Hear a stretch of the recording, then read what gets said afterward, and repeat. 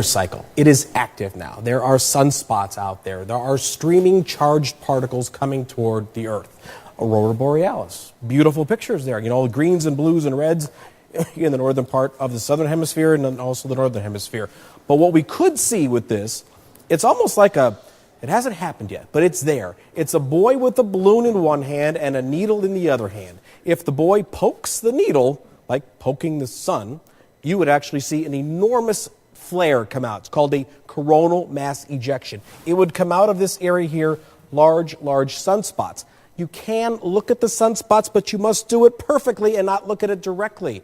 Through a telescope with a big filter on it that's dark, look through a welder's mask. You can take a picture of it and look at the picture on the back of your LCD screen. Do not look at the sun directly, even during the dark or the sunset starts to get a little bit hazy. Please don't still look at it. There are big sunspots, plenty of pictures out there. Also, solar flares. Those flares could send a signal to the Earth, X-rays kind of toward the Earth, and that could knock out some radios to the airplanes that are over the Pacific, over the Atlantic. We won't know where those planes are for a while. It's not going to last forever, maybe a couple hours. But the biggest thing that could probably happen to us if something like that happened, that was a coronal mass ejection, is that we could see this come toward the Earth with particles of energy, protons, electrons, and it's a magnetically charged stream that comes at us. And that could happen, and that could charge some of our power lines that are out there, and you may have to turn the power company